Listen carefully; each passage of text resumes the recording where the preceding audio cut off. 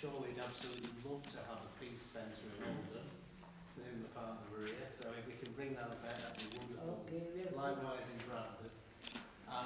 Can I invite Fabian to address us? Yes, of course, Richard. Thank you very much indeed. And thank you, Vijay, for being instrumental in organising tonight's meeting with yourself, Richard.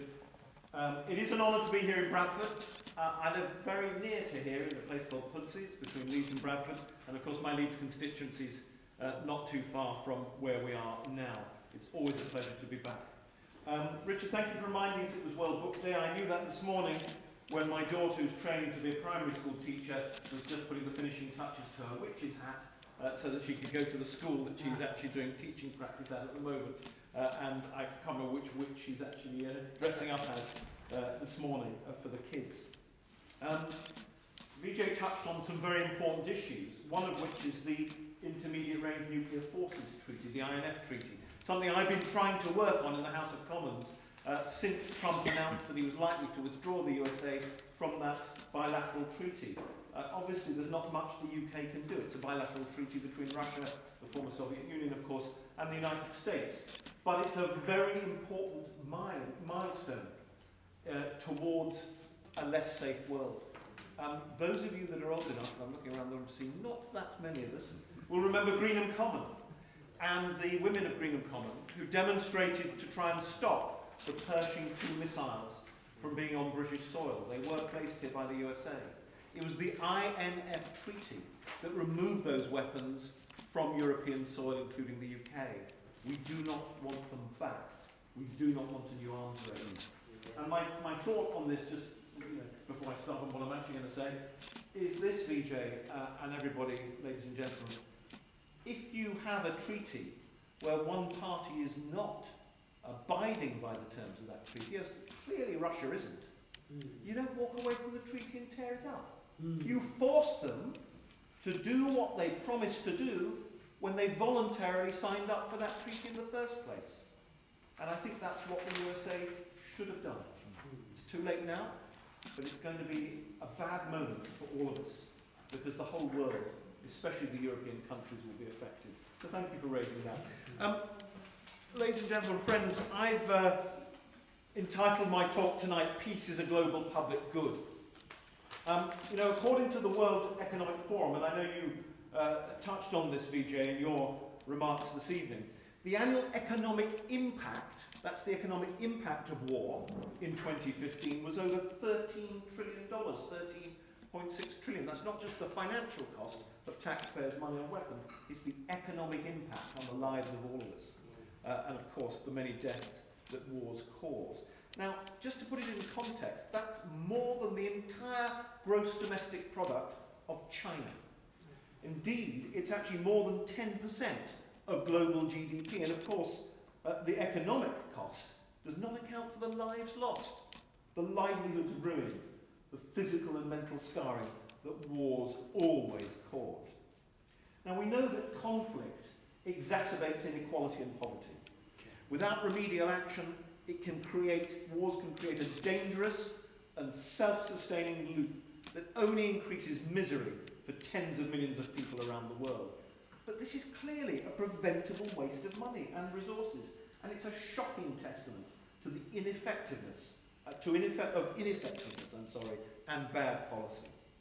And even more so because peacekeeping and peacebuilding can be so cost-effective in themselves. They're cost-effective policy tools compared with the cost of conflict, especially, of course, in the longer term, as we've already heard.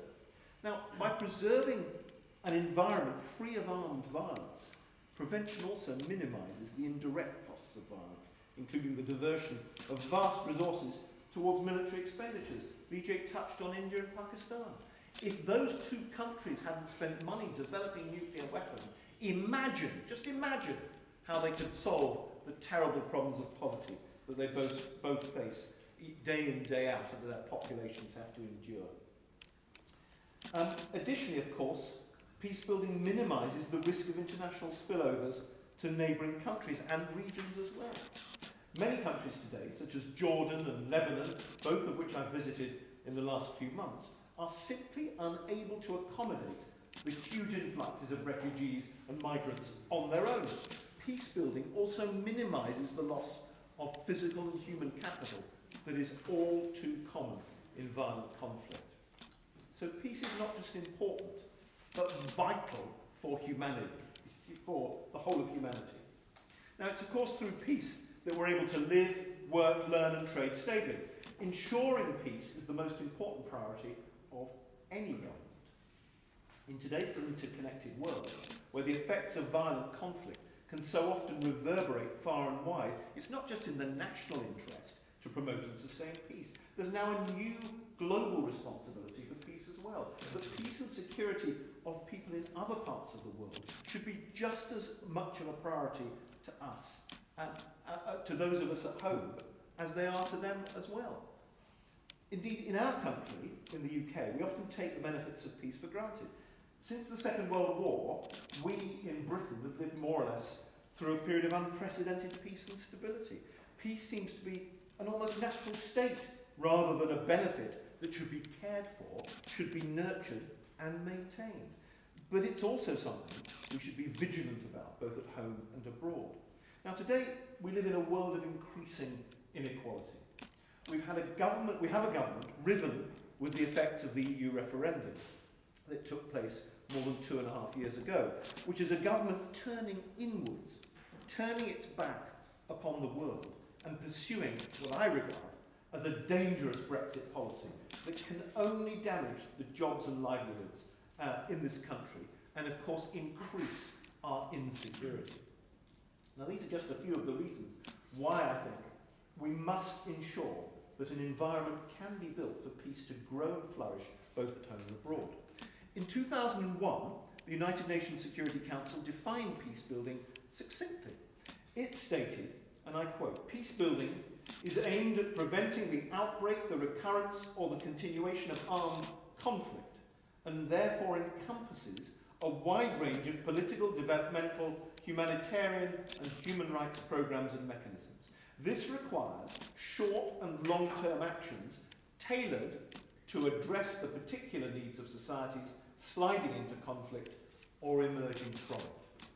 In other words, peace building is a complex mixture. It involves many and various different resources and skills, and it is long-term. It's no longer justifiable for the United Nations or any other military force to simply go into a conflict region, sort it out if they can, and leave when the violence is over. And it's certainly no longer justifiable to allow the conditions for that violence and conflict to grow and fester, to only take action when lives and livelihoods have already been destroyed. Peace is something, as I said, that must be cared for and nurtured over time.